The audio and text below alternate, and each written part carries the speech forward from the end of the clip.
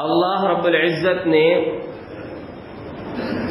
ہمیں دنیا میں پیدا کرنے کے ساتھ ہی اپنی سب سے عظیم نعمت دین اسلام عطا کیا ہے، جس کو اللہ نے یہ مقام و مرتبہ بخشا ہے، ان الدین عند اللہ الاسلام، دین اللہ کے نزدیک صرف اسلام ہے۔ دوسرے مقام پر فرمایا وَمَن يَبْتَغِ غَيْرَ الْإِسْلَامِ دِينًا فَلَن يُقْبَلَ مِنْهُ وَهُوَ فِي الْآخِرَةِ مِنَ الْخَاسِرِينَ، کہ جو انسان اسلام کو چھوڑ کر کوئی اور دین تلاش کرے گا وہ دین اس سے قبول نہیں کیا جائے گا اور آخرت میں وہ انسان نقصان اٹھانے والوں میں سے ہوگا۔ دین جو کہ ایک انسان کے لیے آخرت کی کامیابی کا ذریعہ تو ہے ہی، دنیا کی کامیابی بھی اللہ رب العالمین نے اسی دین میں رکھا ہے۔ اسی لیے اس دین کو اپنی زندگی کا حصہ بنانا ہمارے لیے لازم اور ضروری ہے۔ اللہ رب العزت نے جو دین اسلام ہم کو عطا کیا ہے، اس کی بہت مختصر تعریف نبی اکرم صلی اللہ علیہ وسلم نے فرمائی صحابہ کرام کے سامنے، الدین النصیحہ، دین خیر خواہی کا نام ہے۔ یہ صحیح مسلم کی روایت ہے اور سنن ابو داؤد کی روایت میں آپ نے 3 مرتبہ یہ جملہ دہرایا، الدین النصیحہ، کہ دین خیر خواہی کا نام ہے، بھلائی کرنے کا نام ہے، اچھائی کرنے کا نام ہے، حق ادا کرنے کا نام ہے۔ صحابہ نے پوچھا لمن یا رسول اللہ، اللہ کے رسول کس کے ساتھ بھلائی کرنا، کس کا حق ادا کرنا؟ تو آپ نے فرمایا للہ ولکتابہ ولرسولہ ولأئمۃ المسلمین وعامتہم، دین خیر خواہی کا نام ہے کس کے ساتھ اچھا کرنا، کس کا حق ادا کرنا؟ اللہ کے لیے دین خیر خواہی ہے، اس کی کتاب کے لیے، اس کے رسول کے لیے، وَلِأَئِمَّةِ الْمُسْلِمِينَ، مسلمانوں کے سرداروں کے لیے، مسلمانوں کے ذمہ داروں کے لیے، مسلمانوں کے ائمہ کے لیے، مسلمانوں میں جو بڑا مقام رکھتے ہیں، جن کو اللہ نے ذمہ دار بنایا ہے، وَعَامَّتِهِمْ، اور عام لوگوں کے لیے خیر خواہی کرنا۔ دیکھیے یہ دین جو خیر خواہی ہے، اللہ کا حق ادا کرنا، اس کے کتاب کا حق ادا کرنا، اس کے رسول کا حق ادا کرنا، عام لوگوں سے پہلے مسلمانوں کے ذمہ داروں کا حق ادا کرنا اور عام لوگوں کا حق ادا کرنا۔ اس حدیث کو اگر ہم اس انداز سے غور کریں تو ہمیں حدیث فیوچر پلاننگ کا سبق دیتی ہے۔ مستقبل کے حساب سے ہمیں اپنے دونوں مستقبل کو کامیاب کرنے، دونوں قسم کے فیوچر کو بہترین اور کامیاب بنانے کی رہنمائی ہے۔ کیسے؟ 2 فیوچر، یعنی ایک تو دنیاوی اعتبار سے ہماری زندگی کا جو وقت ابھی گزر رہا ہے، آگے کتنے سال ہم زندہ رہیں گے، یا آگے ہماری جو نسلیں آئیں گی، ہماری اولاد آئیں گی، ان کی کامیابی کے لیے اور اپنی کامیابی کے لیے ہم کیا کر سکتے ہیں۔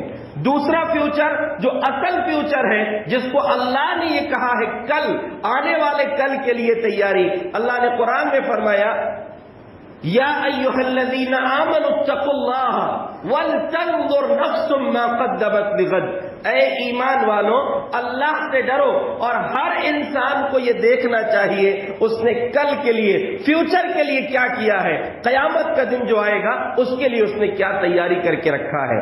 یاد رکھیے اسلام ہمیں زندگی کے ہر پہلو میں فیوچر پلاننگ سکھاتا ہے، مستقبل کے لیے کچھ پروگرام بنانا سکھاتا ہے، منصوبہ بندی سکھاتا ہے، اور اس منصوبہ بندی کی شروعات ہمیں اپنی ذات سے کرنا ہے۔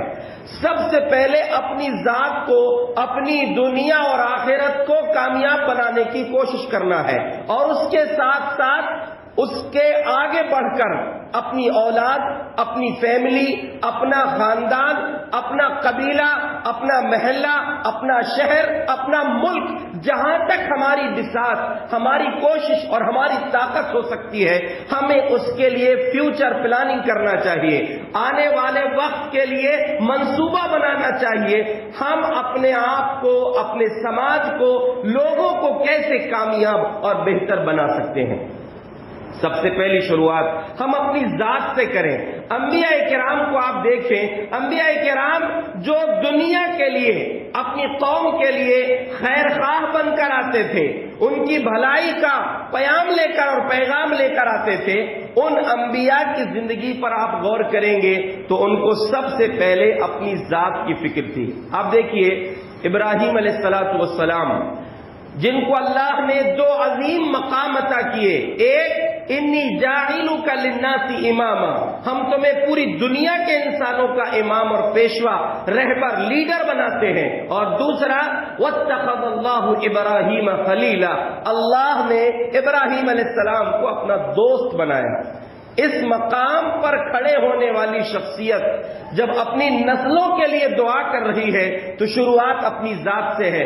رب اجعلنی مقیم الصلاۃ ومن ذریتی ربنا وتقبل دعا، اے میرے رب مجھے پہلے نماز کا پابند بنا دے، میری اولاد کو بھی، اور اے میرے رب میری اس دعا کو قبول فرما۔ رب سے دعا کر رہے ہیں اور دعا کی قبولیت کی بھی دعا کر رہے ہیں۔ تو پہلے اپنی ذات کی فکر۔ جب بتوں کی عبادت کا تذکرہ آیا تو ابراہیم علیہ السلام نے فرمایا وَجْنُبْنِي وَبَنِيَّ أَن نَّعْبُدَ الْأَصْنَامَ، اے میرے رب مجھ کو اور میری آنے والی نسلوں کو، میری اولاد کو بتوں کی عبادت سے محفوظ رکھنا۔ انہی کے بیٹے حضرت اسماعیل علیہ السلام، اللہ نے ان کا تذکرہ کرتے ہوئے قرآن میں فرمایا وَكَانَ يَأْمُرُ أَهْلَهُ بِالصَّلَاةِ وَالزَّكَاةِ وَكَانَ عِندَ رَبِّهِ مَرْضِيًّا، ان کے بیٹے اسماعیل علیہ السلام جو اپنے گھر والوں کو نماز اور زکات کا حکم دیتے تھے، وَكَانَ عِندَ رَبِّهِ مَرْضِيًّا، اور وہ خود اپنے رب کے نزدیک پسندیدہ بندے تھے۔ یہاں تک کہ اللہ نے اپنے آخری نبی جناب محمد الرسول اللہ صلی اللہ علیہ وسلم، جو میری اور آپ کی زندگی کے لیے سب سے بہترین نمونہ ہے، اللہ نے ان کو حکم دیا وَأْمُرْ أَهْلَكَ بِالصَّلَاةِ وَاصْطَبِرْ عَلَيْهَا، اے نبی آپ اپنے گھر والوں کو نماز کا حکم دیجئے اور خود بھی اس پر جمے رہیے، خود بھی اس پر ثابت قدم رہیے۔ یعنی نبی کو اللہ حکم دے رہا ہے۔ سوچئے آپ کو اپنے فیوچر کی پلاننگ کرنا ہے، اپنے مستقبل کو کامیاب بنانے کی کوشش کرنا ہے، اپنی زندگی کی شروعات نماز سے کیجئے۔ آپ کو ہر دن جو زندگی ملتی ہے، آپ مر چکے ہوتے ہیں، میں اور آپ دنیا سے ہماری روح چلی جاتی ہے۔ اللہ نے قرآن میں اس اصول کو، یہ قاعدے کو بیان فرمایا ہے اللہ یتوفی الانفس حین موتها والتي لم تمت في منامها فيمسك التي قضى عليها الموت ويرسل الاخرى الى اجل مسمى۔ اے لوگوں یاد رکھو، اللہ موت کے وقت لوگوں کی روح قبض کر لیتا ہے، اور جن کی موت کا وقت نہیں آیا نیند میں ان کی روح کو قبض کر لیتا ہے، پھر جس کی زندگی باقی ہے اس کی روح واپس کر دیتا ہے، جس کی زندگی پوری ہو گئی اس کی روح کو روک لیتا ہے۔ اللہ نے ہمیں زندگی دیا ہے، ہم دعا پڑھتے غور کرتے اس پر تو سمجھ میں آتا، ہم کو جو دعا سکھلائی گئی ہے، سو کر اٹھیں تو دعا پڑھیں الحمدللہ الذی احیانا بعدما اماتنا والیہ النشور، تمام تعریفیں اس اللہ کے لیے ہے جس نے ہمیں موت دینے کے بعد پھر سے زندگی دیا ہے اور لوٹ کر اسی کے پاس جانا ہے۔ ہمیں روزانہ زندگی مل رہی ہے، اس کی شروعات نماز سے کیجئے۔ اللہ کے نبی صلی اللہ علیہ وسلم کے عظیم اور جلیل القدر صحابی حضرت عمر فاروق رضی اللہ عنہ جب کسی کو حکومت کا ذمہ دار بنا کر بھیجتے تو اس کو یہ نصیحت کرتے تھے ان اہم امورکم عندی الصلاۃ، میرے نزدیک تمہاری زندگی کے تمام معاملات میں سب سے اہم معاملہ ہے نماز، اس لیے کہ جو نماز کی حفاظت کر لیا وہ ساری چیزوں کی حفاظت کر لے گا، جو نماز کو بیکار کر دیا وہ سب طریقے سے بیکار ہو جائے گا، ہر چیز کو برباد کر سکتا ہے۔ یاد رکھیے ہمیں اپنی زندگی کی، اپنے دن کی شروعات نماز سے کرنا ہے، اور ہمیں اپنی زندگی کے ہر پہلو کے لیے، ہر موقع کے لیے ہمیں پلاننگ کرنا چاہیے۔ دیکھیے اللہ نے ہمیں پلاننگ کیسے سکھایا، نماز کے وقت متعین ہے، فلاں وقت میں ہی نماز پڑھنا ہے، ٹائمنگ بتایا، ہر چیز کا ٹائم اللہ نے بتایا، روزے کی ٹائمنگ دیا، حج کی ٹائمنگ دیا ہے، زکات کی ٹائمنگ، ہر چیز کی ٹائمنگ سکھایا اللہ تبارک و تعالیٰ نے، اس کے اصول بھی بتائے، اسی انداز میں ہر چیز کو کرنا ہے۔ بچوں کی باری آئی، 7واں دن ہو، آپ کو بچے کا عقیقہ کرنا ہے، جانور ذبح کر کے نام رکھنا ہے، سر کے بال موننا ہے۔ 7 سال کا بچہ ہو جائے، آپ اس کو نماز کی تلقین کریں، نماز سکھائیں۔ 7 سے لے کر 10 سال کی عمر تک آپ کو اس کو ٹریننگ دینا ہے۔ 10 سال کی عمر میں نہیں پڑھتا ہے، آپ کو اس کو مار کے نماز پڑھنا ہے۔ خود پڑھیں گے تو بچے پر سختی کر سکتے ہیں، خود ہی نہیں پڑھیں گے تو بچے کو کیسے بولیں گے آپ؟ بچوں کے لیے بھی آپ کو فیوچر پلاننگ کرنا ہے، اپنی ذات کے لیے بھی اور اپنے بچوں کے لیے بھی۔ اپنی ذات کے لیے صرف دین کی حد تک بات نہیں کر رہے، ہماری شریعت ہم کو دیا ہوا دین اتنا بہترین اور خوبصورت دین ہے جس میں دین اور دنیا کی کامیابی اللہ نے رکھا ہے۔ ایک انسان اپنی ذات کے لیے فیوچر پلاننگ کیسے کرے، کیسے اپنے مستقبل کو کامیاب بنائے، اس کے لیے بہترین رہنما اصول اللہ تبارک و تعالیٰ نے اپنے نبی کی زبانی ہم کو بخشی ہے۔ وہ کون سی نعمت ہے؟ پیارے نبی صلی اللہ علیہ وسلم نے فرمایا المؤمن القوی خیر واحب الی اللہ من المؤمن الضعیف۔ طاقتور مومن کمزور مومن کے مقابلے میں اللہ کے نزدیک زیادہ بہتر اور زیادہ پسندیدہ ہے۔ کون سی طاقت؟ اس میں صرف طاقتور کا لفظ ہے، اس میں ساری طاقتیں شامل ہیں، ایمان کی طاقت ہو، علم کی طاقت ہو، دولت کی طاقت ہو، عزت کی طاقت ہو، ہر چیز بہترین انداز میں اس کو طاقت کے طور پر آپ حاصل کرو۔ کیا کرنا پڑے گا؟ پھکٹ ملے گا نہیں۔ آگے آپ نے اس کی تشریح فرمائی ہے احرص علی ما ینفعک، جو چیز تمہارے فائدے کی ہے اس کے لیے خوب محنت کرو، جان توڑ محنت کرو، چاہے علم کا معاملہ ہو، دنیا دولت کمانے کا معاملہ ہو، دین کا معاملہ ہو، جس چیز میں بھی آپ کامیابی حاصل کرنا چاہتے ہیں خوب محنت کیجئے، اور خالی محنت پر کمال نہیں، احرص علی ما ینفعک واستعن باللہ، اللہ سے مدد طلب کرنا۔ کوئی بھی دنیا کا کتنا بڑا اگزام ہو آپ اس سے ڈرنا نہیں، محنت کرنا، ساتھ میں اللہ سے دعا کرنا۔ واستعن باللہ ولا تعجز، تھک ہار کے مت بیٹھنا، ہمت مت ہار جانا، ایک مرتبہ ناکام ہو گئے، ایک مرتبہ فیل ہو گئے تو ایسا نہیں کرنا کہ معاملہ ختم کرو، نہیں، بلکہ کوئی بھی معاملہ ہو، تجارت کا معاملہ ہو، دین کا معاملہ ہو، تعلیم کا معاملہ ہو، آپ کو محنت پر محنت کرنا ہے، اور بہت محنت کے بعد بھی ناکامی ہو جائے تو یہ نہیں کہنا کہ ایسا کرتے تو ایسا ہو جاتا، اللہ کا فیصلہ تھا، اللہ نے جو چاہا وہ ہوا۔ یعنی یہ حدیث ہمیں یہ بتاتی ہے کہ مسلسل محنت کرو، ناکام ہوئے پھر محنت کرو۔ اور ایک بڑی پیاری بات اللہ کے نبی صلی اللہ علیہ وسلم کی زندگی سے ایک اصول ہمیں ملتا ہے، ہم جو فیوچر کے لیے پلاننگ کر رہے ہیں ایک سے زائد پلان رکھنا چاہیے۔ ایک میں فیل ہو گئے تو چلو یہ کر لیں گے، اس میں فیل ہوئے تو یہ کر لیں گے۔ نبی صلی اللہ علیہ وسلم ہر سفر میں جب اپنی فوج کو بھیجتے تھے، کیونکہ بہت کم غزوات ایسے جس میں آپ شریک ہوئے، صحابہ کو آپ جو بھیجتے تھے، غزوہ موتا جو آپ صلی اللہ علیہ وسلم کی زندگی میں ہوا سن 9 ہجری میں، اس جنگ میں آپ نے ایک کے بجائے 3 امیر متعین کیے تھے۔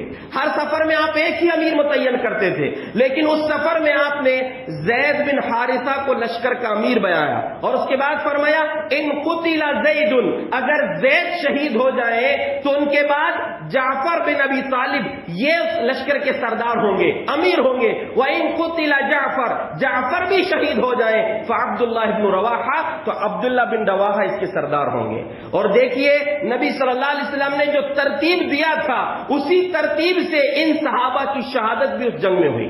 غزوہ موتا میں 3 امیر بنائے گئے تھے، یہ پہلا ایسا موقع تھا، اس سے پہلے آپ نے 3 امیر نہیں بنایا، لیکن اس موقع پر حضرت زید بن حارثہ جو پہلے امیر تھے وہ شہید ہوئے، جعفر طیار رضی اللہ عنہ نے جھنڈا اپنے ہاتھ میں لیا اور لڑتے لڑتے ان کے دونوں ہاتھ کاٹ دیے گئے، ان کے دونوں ہاتھ کٹ گئے، پھر بھی اپنے سینے سے لگا کر جھنڈے کو سلامت رکھا، اونچا رکھا تھا۔ حضرت جعفر کے جو دونوں ہاتھ کٹ گئے، اللہ نے اس 2 ہاتھ کے بدلے میں 2 پر ان کو جنت میں عطا کیا، اور اسی لیے ان کا لقب پڑ گیا جعفر طیار، ان پروں سے جنت میں اڑ رہے ہیں، یہ اللہ نے ان کو نعمت عطا کیا۔ اس لیے حضرت عبداللہ ابن عمر رضی اللہ عنہ جب ان کے بیٹے جعفر رضی اللہ عنہ کے بیٹے کو سلام کرتے تھے دیکھیے عظیم صحابی عبداللہ بن عمر جعفر رضی اللہ عنہ کے بیٹے کو سلام کر رہے ہیں. سلام کرتے ہوئے کیا کہتے تھے؟ السلام علیکہ یابن ذی الجناحین، اے دو پر والے باپ کے بیٹے تجھ پر سلامتی ہو. جعفر رضی اللہ عنہ کے بیٹے کو سلام کرتے تھے عبداللہ بن عمر. تو دوسرے سردار، دوسرے امیر یہ تھے. تیسرے امیر تھے عبداللہ بن رواحہ. اور جب ادھر شہادت ہوئی مدینے میں اللہ کے رسول صلی اللہ علیہ وسلم وحی کے ذریعے آپ کو بتایا گیا، آپ نے بتایا کہ سب سے پہلے زید شہید ہوئے، پھر جعفر نے وہ جھنڈا لیا، وہ بھی شہید ہو گئے، عبداللہ نے لیا، وہ بھی شہید ہو گئے. ثم اخذ الرایۃ سیف من سیوف اللہ، پھر اس کے بعد جھنڈے کو اللہ کی تلواروں میں سے ایک تلوار نے لے لیا. حتی فتح اللہ علیہم، یہاں تک کہ اللہ تبارک و تعالی نے اس لشکر کو دشمن کے مقابلے میں فتح عطا فرما دیا. یعنی خالد بن ولید جن کو سیف اللہ کا لقب اسی جنگ میں ملا تھا، پیارے نبی نے فرمایا کہ اللہ کی تلواروں میں سے ایک تلوار نے جھنڈے کو اپنے ہاتھ میں لیا اور فوج کو پھر اس نرغے سے نکال کر، اس مصیبت سے نکال کر جنگ میں فتح اور کامیابی حاصل کی. یہ واقعہ ہمیں یہ سبق دیتا ہے، ایک پلاننگ نہیں رکھنا. ایک چیز میں ناکام ہو گئے، ایک امتحان میں ناکام ہو گئے، ایک بزنس میں ناکام ہو گئے، اس کو چھوڑ کر اور ہاتھ پہ ہاتھ رکھ کے نہیں بیٹھ جانا، مایوس نہیں ہو جانا، بلکہ ہمارا اے پلان ہو، بی پلان ہو، سی پلان ہو. یہ نہیں تو یہ کریں گے. یعنی کامیابی کے لیے پوری کوشش ہمیں کرنا چاہیے. دین کا معاملہ ہو، دنیا کا معاملہ ہو، ہمیں پلاننگ کے ساتھ اپنی زندگی کو، اپنی ذات کو، اپنے بچوں کے لیے، اپنے سماج کے لیے پلاننگ کرنا چاہیے. ہم اپنے بچوں کا معاملہ دیکھیں.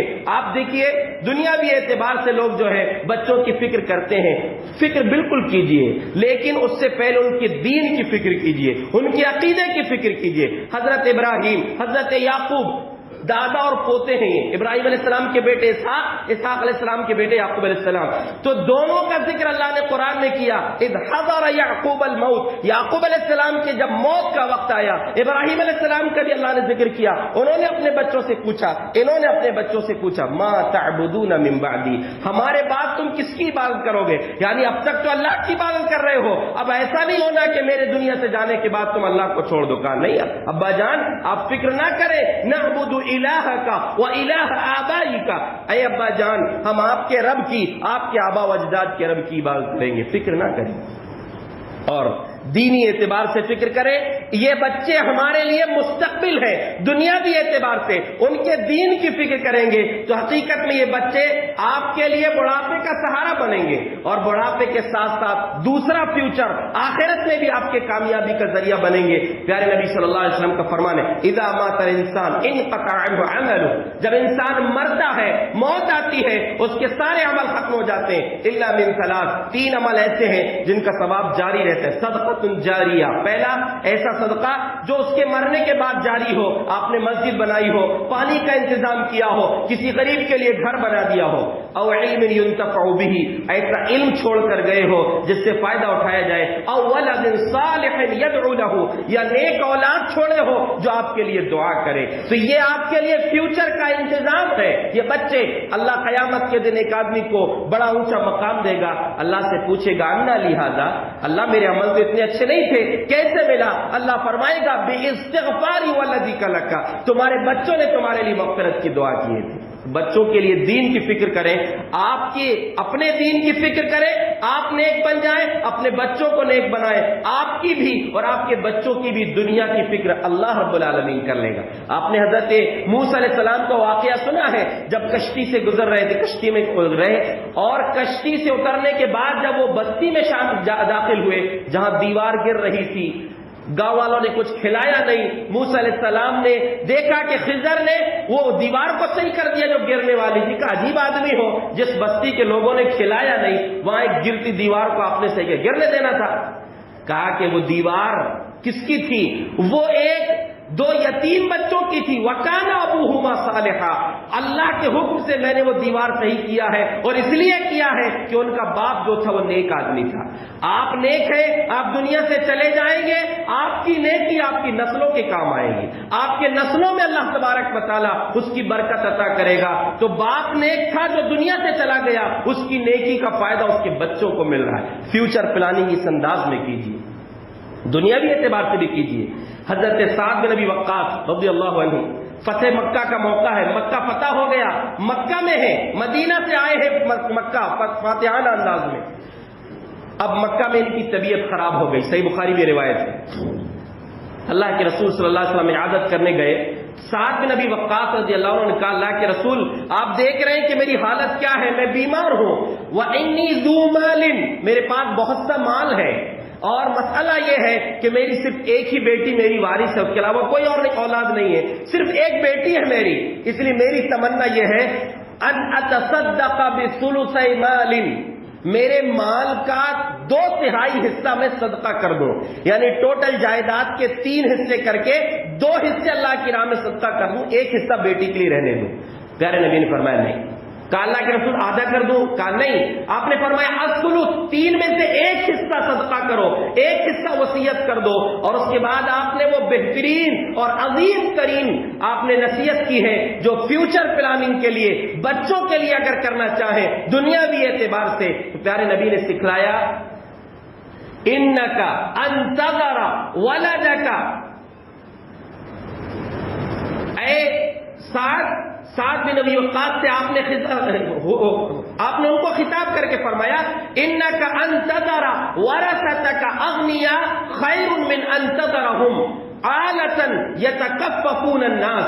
اے سعد تم اپنے وارثوں کو مالدار چھوڑ کر جاؤ، یہ بہتر ہے اس بات سے کہ ان کو محتاج اور غریب بنا کر جاؤ کہ بعد میں لوگوں کے سامنے ہاتھ پھیلاتے بیٹھے. لوگوں کے سامنے ہاتھ پھیلاتا چھوڑ کر مت جاؤ، اپنے وارثوں کو مالدار بنا کر جاؤ. یعنی اگر تمہارے پاس اتنا مال ہے تو ان کو ایسا وراثت میں چھوڑ کر جاؤ تاکہ وہ اپنے حق لینے کے بعد ان کی ضرورتیں پوری ہو جائیں. یہاں پر ایک بہت اہم سبق یاد رکھیں. اللہ کے رسول صلی اللہ علیہ وسلم سے سعد بن ابی وقاص کیا کہہ رہے ہیں؟ میری ایک بیٹی ہے، میری وارث ایک ہے، لیکن نبی صلی اللہ علیہ وسلم کیا فرما رہے ہیں؟ تم اپنے وارثوں کو مالدار چھوڑ کر جاؤ. وارث تو ایک ہے، نبی صلی اللہ علیہ وسلم نے جمع کا لفظ کیوں استعمال کیا ہے؟ یہاں پر یہ پیغام یاد رکھیے، بہت سارے لوگ جن کی سنگل بیٹی ہوتی ہے وہ غلطی کرتے ہیں، پوری جائیداد بیٹی کے نام پر لکھ دی ہے. غلط ہے یہ اللہ کے حکم کی مخالفت ہے. اللہ کا حکم کیا ہے؟ بیٹیاں اگر 2 یا 2 سے زائد ہوں فَلَهُنَّ ثُلُثَ مَا تَرَكَ، باپ کی جائیداد میں اگر بیٹی ہی بیٹی ہے، کتنی ہی بڑی جائیداد ہو، ٹوٹل مال کے 2 حصے ملیں گے، 3 حصے کر کے 2 حصے ان بیٹیوں کو ملیں گے. وَإِن كَانَتْ وَاحِدَةً فَلَهَا النِّصْفُ، اگر کسی امیر باپ کی ایک ہی بیٹی ہے، پوری جائیداد اس کو نہیں مل سکتی، اس کو صرف آدھا ملے گا. پوری جائیداد کا آدھا حصہ ملے گا اس کو. بقیہ کس کو ملے گا؟ اس کے قریبی جو بھائی لوگ ہوں گے، بھتیجے ہوں گے، جو قریبی مرد ذمہ دار ہوں گے ان کو ملے گا. مرد وارث جو قریبی وارث ہوں گے، ایک تو ماں باپ ہے یا بیوی ہے، ان کو تو ملے گا، ان کا طے ہے. لیکن بچنے کے بعد پورا بیٹی کو نہیں ملتا، صرف آدھا ملے گا. آدھے کے بعد جو آدھا بچے گا وہ اس کے قریبی مردوں میں تقسیم ہوگا. لوگ ایسا گھر بھی ڈھونڈتے ہیں، سنگل بیٹی دیکھو پوری جائیداد اپنے کو مل جائے گی داماد. غلط بات ہے یہ. پوری جائیداد لینا جرم ہے. یہ ایک بیٹی کو پوری وراثت نہیں مل سکتی. تو اللہ کے رسول صلی اللہ علیہ وسلم سے وہ بتا رہے ہیں کہ میری ایک بیٹی ہے، اور آپ کیا فرما رہے ہیں؟ تم ان اپنے وارثوں کو غریب چھوڑ کر مت جاؤ. یعنی ساتھ تمہاری دولت میں تمہاری بیٹی کا اکیلے حصہ نہیں ہے، بلکہ اس میں جو اور تمہارے وارث ہیں ان کو بھی حصہ ملے گا. یہاں پر پیارے نبی نے فیوچر پلاننگ کے لیے ایک پیغام یہ دیا ہے کہ آپ اپنے بچوں کے لیے اچھی دنیا چھوڑ کر جائیے. اگر آپ کے پاس حیثیت ہے، پورا لٹانے کی ضرورت نہیں ہے. یہاں تک کہ اپنی ذات کے لیے اللہ کے نبی نے فرمایا ہے، یعنی ایک انسان اپنے لیے جو خرچ کرے، اپنے رہتے میں جو خرچ کرے زندگی میں، تو کون سا خرچ کرے؟ خیر الصدقۃ عن ظہر غنی، بہترین صدقہ وہ ہے جو اپنی ضرورت کے بعد دیا جائے. ایسا نہیں کہ پورا پورا لٹا دے، خود غریب اور محتاج بنے بیٹھے. نہیں، آپ اپنی بھی فکر کیجئے. اور آپ نے فرمایا انکا، تم جو بھی صدقہ کرو گے وہ اس کا ثواب تم کو ملے گا. حتی ما تجعل فی امراتی کا، یہاں تک کہ جو تم اپنی بیوی کے منہ میں لقمہ ڈالو گے، اپنی بیوی کو جو کھلاؤ گے اس کا بھی تم کو ثواب ملنے والا ہے۔ ایسا نہیں کہ دوسروں کو دو گے تبھی ثواب ملے گا، یعنی اپنی فیملی کی بھی فکر کیجئے اور دوسروں کی بھی فکر کیجئے۔ پیارے رسول صلی اللہ علیہ وسلم نے دونوں پہلو ہم کو سکھائے، اور ایک بات یاد رکھیں، ہم اپنے لیے نہیں آئے ہیں۔ رب نے قرآن میں کیا کہا؟ کنتم خیر امہ اخرجت للناس، تم بہترین امت ہو، تم کو لوگوں کے لیے نکالا گیا ہے۔ یعنی اپنی ذات کی فکر نہیں کرنا، بلکہ اپنے ساتھ ساتھ دوسروں کی بھی آپ کو فکر کرنا ہے۔ دوسروں کو فکر کرنے کے لیے کیا کرنا پڑے گا؟ آپ کو معلوم تو ہو کہ آپ کے محلے میں کون کون رہتے ہیں۔ پیارے نبی نے کہ ایک سنت جو ہمارے بیچ میں نہیں ہونا چاہیے، اور ذمہ داروں کو اس کا خیال کرنا چاہیے۔ حضرت حذیفہ بن یمان رضی اللہ عنہ کہتے ہیں، صحیح بخاری کی روایت ہے، آپ نے فرمایا اکتبوا لی من تلفظ بالاسلام، لوگوں مجھے لکھ کر دو کہ کتنے لوگ مسلمان ہوئے ہیں، یعنی مردم شماری کیا جائے، لوگوں کا ریکارڈ بنایا جائے کہ کتنے لوگ محلے میں، کتنے مرد ہیں، کتنی عورتیں، کتنے بچے، کتنے تعلیم یافتہ ہیں، کتنے تعلیم سے دور ہیں، کتنے غریب ہیں، کتنی بیوائیں ہیں، کتنے یتیم ہیں، وہ سب ریکارڈ ہمارے پاس ہونا چاہیے تاکہ اس ریکارڈ کی بنیاد پر لوگوں کی مدد کی جا سکے۔ اللہ کے نبی کی سنت ہے، آپ نے فرمایا کہ میرے لیے لکھ کے لاؤ کتنے لوگ مسلمان ہوئے۔ حضرت حذیفہ بن یمان کہتے ہیں اس وقت جب آپ نے حکم دیا تھا ہم نے گنتی کیا تو 1500 لوگ تھے اہل اسلام۔ اس کا یہ مطلب نہیں کہ دوسرے لوگوں کی مدد نہیں کر سکتے، نبی کی ذات سے خود سبق ملتا ہے آپ دوسروں کی مدد بھی کریں، آپ اپنے بھی مدد کریں، اہل و عیال کی بھی، خاندان کی بھی، رشتہ داروں کی بھی، محلے اور شہر والوں کی بھی، جیسے جیسے آپ کی حیثیت بڑھے ویسے آپ کو کرنا ہے۔ یہ فیملی پلاننگ تو لوگ کرتے ہیں لیکن فیملی کے لیے پلاننگ نہیں کرتے۔ خاندان کے لیے پلاننگ کیجئے، اپنے شہر کے لیے پلاننگ کیجئے، ملک کے لیے بڑے پیمانے پر پلاننگ ہم کو کرنا چاہیے۔ ہمارے پاس بیت المال کا نظام ہو، سنتے بولتے ختم ہو جاتا ہے، کبھی بیٹھ کے خود اپنے طور پر بھی تو آئے کہ امام صاحب اعلان کرے تبھی بیٹھیں گے، کبھی خود اپنے طور پر بھی بیٹھے کہ آؤ آج ہمیں سب کو بیٹھ کر کچھ مسئلہ حل کرنا ہے، کچھ فکر کرنا ہے، سماج کے لیے کچھ کرنا ہے۔ ہم نے اپنی بات کی شروعات جو کی تھی وہ سورہ یوسف کی 2 آیتوں سے کی تھی۔ یوسف علیہ السلام کی زندگی کا جو واقعہ ہے انتہائی عظیم واقعہ ہے، جس کو اللہ نے احسن القصص کہا ہے۔ پورے واقعات میں سب سے بہترین قصہ، قرآن کے واقعات میں بہترین واقعہ اللہ نے اس کو قرار دیا۔ اس یوسف علیہ السلام کا تو بہت لمبا واقعہ ہے، وہ بتا تو نہیں سکتے، لیکن امام الہند مولانا ابوالکلام آزاد رحمۃ اللہ علیہ نے اپنی عظیم الشان تفسیر ترجمان القرآن میں ایک بات لکھی ہے کہ یوسف علیہ السلام کی زندگی کے 2 مرحلے ایسے ہیں جو انتہائی اہم ٹرننگ پوائنٹ ہیں، بہت اہم ٹرننگ پوائنٹ ہے یوسف علیہ السلام کی زندگی کے، اور جن کو اللہ نے خاص طور سے ذکر کیا ہے۔ ایک موقع جب بھائیوں نے کنویں میں پھینک کر آئے تھے، قافلے نے کنویں سے نکالا اور اس کو مصر کے بازار میں بیچ دیا۔ مصر میں ان کو خریدنے والا جو تھا وہ عزیز مصر، یعنی مصر کا جو بادشاہ تھا اس کا وزیر خزانہ جو تھا اس نے خریدا تھا، خرید کر گھر لے گیا تو کہا کہ اکرمی مثواہ، اس کی عزت کرنا، عسى ان ينفعنا او نتخذه ولدا، شاید ہم کو یہ بچہ فائدہ پہنچائے گا یا اسے ہم اپنا بیٹا بنا لیں گے۔ اور اس کے بعد کہا اللہ نے وَكَذَلِكَ مَكَّنَّا لِيُوسُفَ فِي الْأَرْضِ، اس طرح ہم نے یوسف کو زمین میں، مصر کی زمین میں ایک ٹھکانہ عطا کر دیا۔ کیوں؟ وَلِنُعَلِّمَهُ مِن تَأْوِيلِ الْأَحَادِيثِ، تاکہ ہم اس کو خوابوں کی تعبیر سکھلائیں۔ واللہ غالب علی امرہ، اللہ اپنے معاملات پر غالب ہے، اس کو معلوم ہے کیا کرنا ہے، کب کرنا ہے۔ ولکن اکثر الناس لا یعلمون، لیکن اکثر لوگ نہیں جانتے کہ بات کیا ہے، حقیقت کو نہیں پہنچتے۔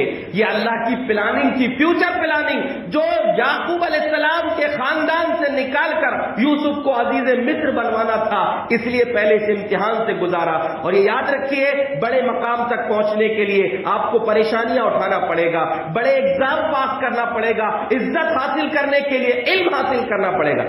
اللہ نے دیکھیے مولانا آزاد رحمۃ اللہ علیہ کیا فرماتے ہیں کہ یہاں کی شروعات تھی، مصر کی زندگی کی شروعات تھی، اللہ نے یہاں علم کی بات کہی ہے۔ وَكَذَلِكَ مَكَّنَّا لِيُوسُفَ فِي الْأَرْضِ وَلِنُعَلِّمَهُ مِن تَأْوِيلِ الْأَحَادِيثِ، یوسف کو ہم نے ایک بہترین ٹھکانہ دیا تاکہ ہم اس کو خوابوں کی تعبیر سکھلائیں علم کے ذریعے۔ یعنی بڑے مقام تک پہنچنے کا سب سے پہلا، سب سے عظیم اور سنگل راستہ یہ ہے کہ آپ کے ایمان کے ساتھ آپ کے پاس علم ہونا چاہیے۔ اللہ نے ابتدا جو کی ہے، اقرا وربک الاکرم، پڑھو اور اپنے رب کے نام سے پڑھو۔ اقرا الذی خلق، اقرا بسم ربک الذی خلق، پڑھو اس رب کے نام سے جس نے پیدا کیا۔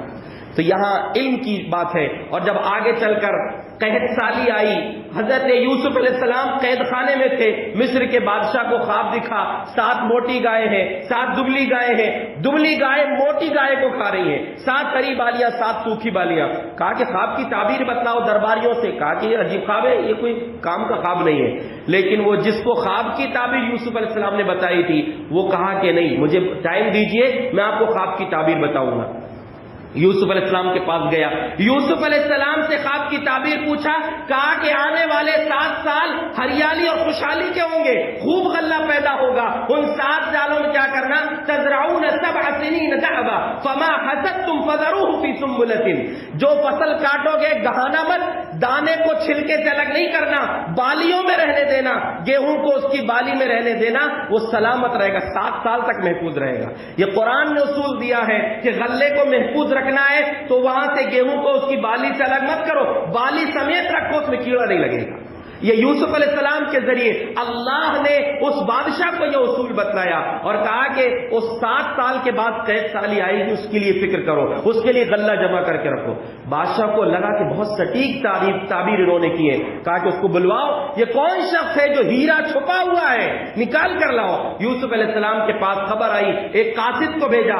قاصد جب آیا کہ آپ کو بادشاہ بلا رہے، کہا نہیں ایسے نہیں جاؤں گا، وہ الزام جو لگا ہے ان عورتوں کو پہلے بلاؤ، ان سے ثابت کرو جو الزام میرے اوپر لگا ہے، جو میری پاک دامنی کو داغدار کرنے کی کوشش کی گئی ہے. بادشاہ نے بلوایا، کہا کیا معاملہ تھا؟ کہا نہیں وہ بے جرم ہے، بے عیب، ان کے اندر کوئی کمی نہیں ہے، یعنی کوئی جرم ان سے نہیں ہوا.